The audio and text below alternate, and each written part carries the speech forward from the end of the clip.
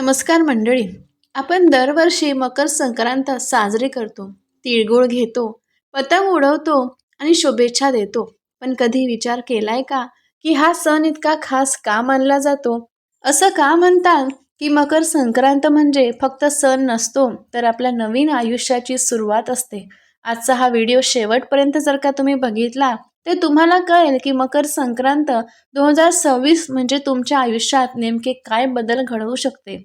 मकर संक्रांत म्हणजे काय? तर मकर संक्रांत हा एकमेव असा भारतीय सण आहे जो चंद्रावर नाही तर सूर्यावर आधारित आहे. या दिवशी सूर्य धनु राशीतून बाहेर पडून मकर राशीमध्ये प्रवेश करतो. हा प्रवेश म्हणजे उत्तरायणाची सुरुवात असते. उत्तरायण म्हणजे काय? तर प्रकाशाचा विजय आणि अंधारावर मात. आध्यात्मिक भाषेत सांगायचं झालं तर आपल्या जीवनातील उन्नतीचा काळ असं म्हणूया. उत्तरायणाचं आध्यात्मिक महत्त्व एवढं का आहे, तर हे समजून सांगण्यासाठी एक महाभारतातील प्रसंग तुम्हाला आठवावा लागेल.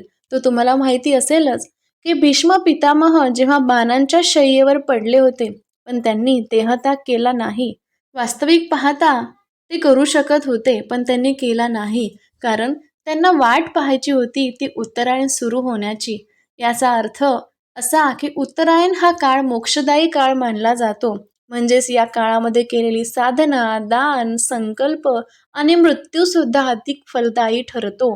म्हणजे सर्व इच्छा, अपेक्षा या काळामध्ये आपल्या पूर्ण होतात, म्हणजे होतात, यामध्ये काहीही शंका नाही. आणि याच मकर संक्रांतीला सूर्यदेव सर्वात शक्तिशाली अवस्थेत असतो. म्हणजेच काय? सूर्य म्हणजे काय? तर आत्मा, आत्मविश्वास, आरोग्य आणि नेतृत्व. या दिवशी सूर्याला अर्ध दिलं तर या आपल्या जीवनामध्ये स्थैर्य येतं असं शास्त्र सांगतं. आणि म्हणूनच तुम्हाला या दिवशी आवर्जून सूर्यदेवाला अर्ध्यही द्यायचे आहे. तांब्याच्या भांड्यामध्ये पाणी, हळद, तांदूळ घालून सूर्याला अर्ध्य देणे हे केवळ धार्मिक नाही तर ऊर्जाशास्त्राशी संबंधित आहे. जोही व्यक्ती हे आपल्या आयुष्यामध्ये आयुष्यभर या गोष्टी करतो, त्या व्यक्तीमध्ये एक वेगळाच आत्मविश्वास निर्माण होतो. एक नेतृत्व क्षमता त्या व्यक्तीमध्ये येते. त्यांचा आत्मा आणि आरोग्य हे कायम चांगलं राहतं. वाईट गोष्टी त्यांना हातही लावू शकत नाही. पण तुम्ही सुद्धा जर का आतापर्यंत सूर्याला अर्ध्य दिलं नसेल तर नक्कीच या 2026 मध्ये देणं सुरू करा. त्याच्यासाठी योग्य काळ असेल तर तो मकर संक्रांतीचा. त्याचप्रमाणे या दिवशी आपण तिळगुळ, हळद, तांदूळ या गोष्टी महत्त्वाच्या मानतो. आपण म्हणतो की तिळगुळ घ्या आणि गोड गोड बोला. या मागचा अर्थ खूप खोल आहे.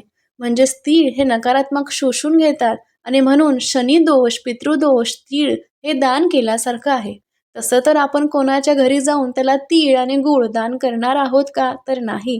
म्हणूनच आपल्या पूर्वजांनी याच दिवशी स्त्रियांना, दुसऱ्या लोकांना आपल्या घरी आल्यानंतर तीळ गूळ प्रसाद म्हणून देण्याची पद्धत केली, जेणेकरून आपल्याकडनं तीळ दानही होतील, प्रसाद स्वरूपातही जातील आणि आपल्या घरातील नकारात्मकता तीळ शोषून घेतील. आणि तीळ हे दान केल्यामुळे, प्रसाद स्वरूपामध्ये दिल्यामुळे आपल्या आयुष्यात असलेले शनी दोष आणि पितृदोष हे दूर होतात. एवढं ते तिळाच्या दानाचं महत्त्व आहे. गूळ असतो तर आपल्या जीवनातील कटुता दूर करतो आणि गोडवा आणतो.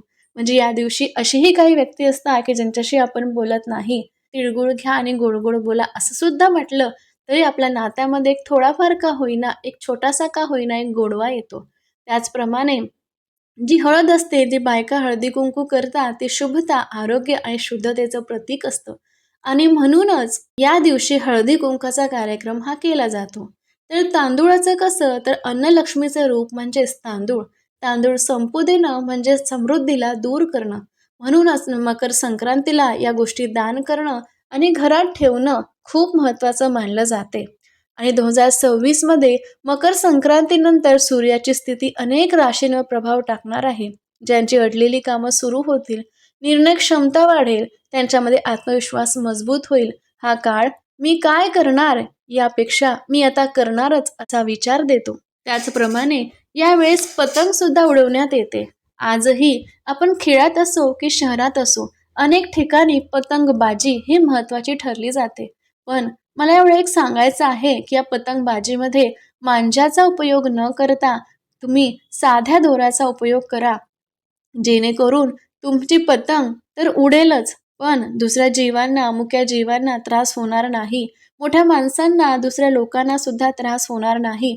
अशा अनेक घटना आजकाल घडत आहेत की त्या संक्रांतीच्या दिवशी अनेकांना जखमा होत आहेत, अनेकांना त्रास होतो. त्या मांजामुळे अनेकांच्या चेहऱ्यावर, गळ्यावर, हातावर अनेक प्रकारचे व्रण उमटतात आणि त्यांना त्रासातून जावं लागतं. लहान मुलांना सुद्धा त्रास होतो आणि शिवाय आकाशात उडणारे पक्ष्यांना सुद्धा त्या गोष्टींचा त्रास होतो. म्हणून मांजाचा उपयोग न करता पर्यायी स्वरूपी दुसऱ्या गोष्टीचा उपयोग करावा, असंच मी तुम्हाला सांगू शकते. तर पतंग उडवणं फक्त परंपरा नाही, तर यामध्ये अनेक गोष्टी आपल्या ऋषींनी सांगून ठेवलेल्या आहेत. कोणताही सण हा असाच नाही हो की आहे कॅलेंडरमध्ये आहे म्हणून साजरा करायचा, नाही तर नाही करायचा, या गोष्टी नाही. तर आपल्या ऋषीमुनींनी आपल्या पारंपरिक गोष्टीमध्ये प्रत्येक सणांचं हे एक वेगळंच महत्त्व असतं आणि म्हणूनच पतंग उडवण्यामागे सुद्धा एक वेगळं महत्त्व आहे. तर आपण जेव्हा हात वर करून पतंग उडवतो तेव्हा आपली श्वसन संस्था सुधारते, आपला मानसिक तणाव कमी होतो, एक वेगळ्याच आनंदी दुनियेमध्ये आपण जातो. आपला जो ब्रेन असतो, आपला जो मेंदू असतो, तो वेगळ्याच तऱ्हेने कार्य करायला लागतो.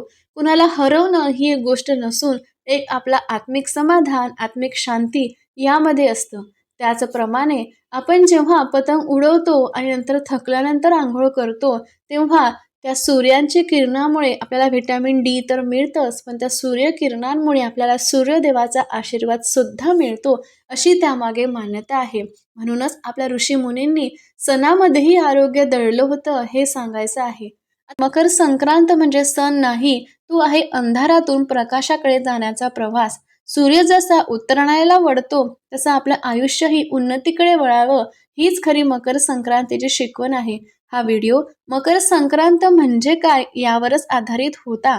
मकर संक्रांतीला काय करावं, काय करू नये, त्याचप्रमाणे कोणतं दान द्यावं, मकर संक्रांत कोणत्या दिवशी असते, याविषयीची वेगळी माहिती देणारा व्हिडिओ चॅनलवर नक्कीच लवकरात लवकर प्रकाशित होईल.